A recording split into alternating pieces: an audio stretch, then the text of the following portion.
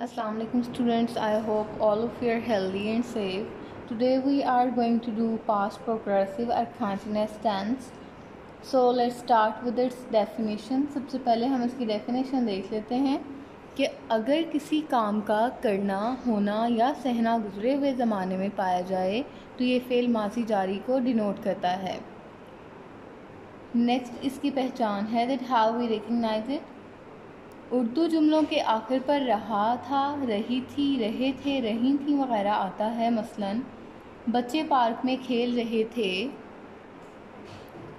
तुलबा एहतजाज कर रहे थे, नजमा कपड़े इस्त्री कर रही थी।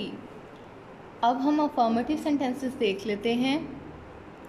आपने कुछ बातें याद रखनी है that the first form of verb plus ing which is also called a present participle in English grammar is used in this tense। यानी कि फोर्थ फॉर्म ऑफ वर्ब जो है वो हमने इस्तेमाल करनी है इसमें। Helping verb was or were is used। Third person singular is followed by was but all the rest by were। ठीक है, यहाँ पे आपने इसका मतलब ये है कि जो आपके सिंगुलर के सब्जेक्ट्स होंगे ही, शी, इट वगैरह या फिर आई, वहाँ आपने वाज लगाना है। बाकी जितने सब्जेक्ट्स होंगे आपने वहाँ वर लगाना है। ठीक है, फॉर्मेशन इसकी देख लेते हैं।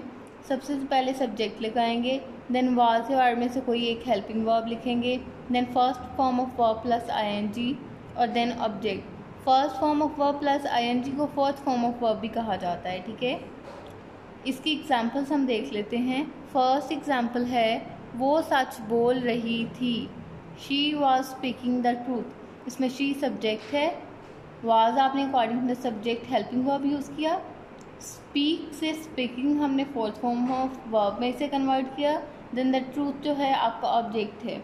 इसी तरह से जो सेकंड एग्जांपल है दैट इज़ वो लाहौर जा रहे थे, they were going to Lahore.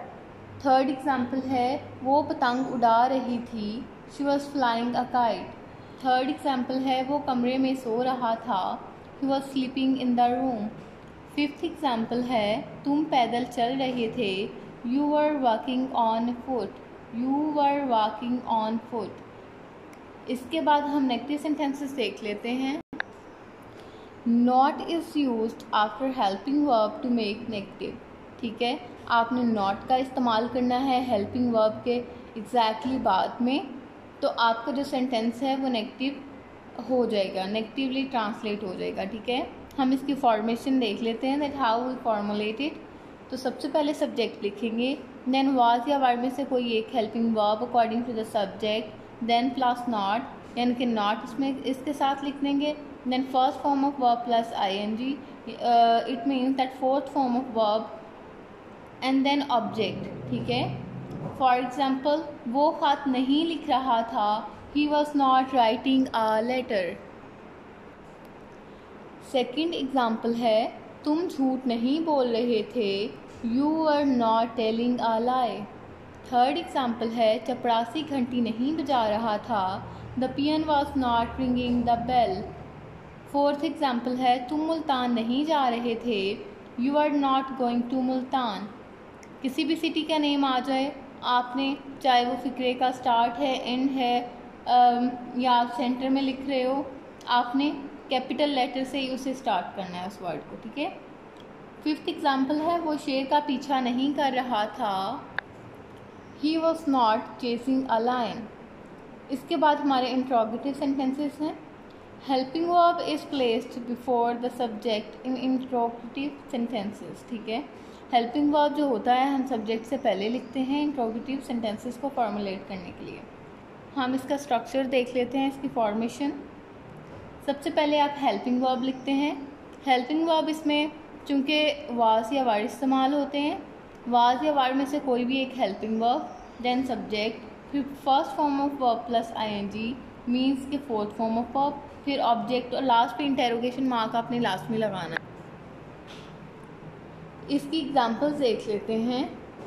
The first example is क्या हम जुलूस निकाल रहे थे, were we taking out a procession.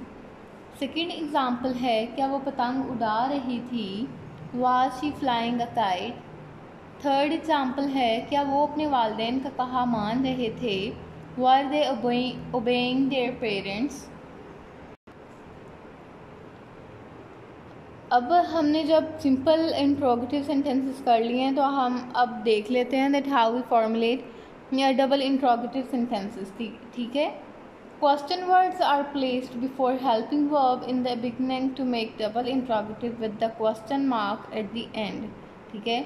आपने क्वेश्चन वर्ड्स जो होते हैं आपने फिक्रे के स्टार्ट पे लिखने होते हैं, बिफोर द सब्जेक्ट और बिफोर द हेल्पिंग वर्ब। ठीक है। क्वेश्चन वर्ड लिखने के बाद हेल्पिंग वर्ब और फिर आप सब्जेक्ट लिखते हैं और लास्ट में इंटेरोगेशन मार्क भी लिखा जाता है। इसकी फॉर्मेशन, इसका स्ट्रक्चर देख लेते हैं। सबसे पहले आप क्वेश्चन वर्ड लिखते हैं, देन हेल्पिंग वर्ब वाज या वर्ड में से कोई भी एक, देन सब्जेक्ट, फिर first form of verb plus ING यानी कि फोर्थ फॉर्म ऑफ वर्ब और लास्ट पे ऑब्जेक्ट और फिर एट द एंड आपने इंटेरोगेशन मार्क लास्ट में ही लगाना है। इसकी एग्जाम्पल भी देख लेते हैं। हम जुलूस कैसे निकाल रहे थे? How were we taking out a procession. Fifth example है, मैं सड़क पर क्यों दौड़ रहा था? Why was I running on the road. इसके साथ ही आपका जो पास्ट प्रोग्रेसिव और कंटिन्यूअस टेंस है वो कंप्लीट हो गया है। आपने इसकी प्रैक्टिस करनी है बहुत अच्छे तरीके से, रूल्स को बहुत अच्छे तरीके से याद कर लेना है और कुछ रूल्स जो हैं आपको प्रेजेंट कंटिन्यूअस टेंस के बिल्कुल लास्ट पे जो बताए गए हैं वो आपने लाजमी देखने हैं कि वो आपको काफ़ी हेल्प करेंगे प्रोग्रेसिव के तीनों टेंसेस में। ठीक है। तो stay safe. Thank you so much.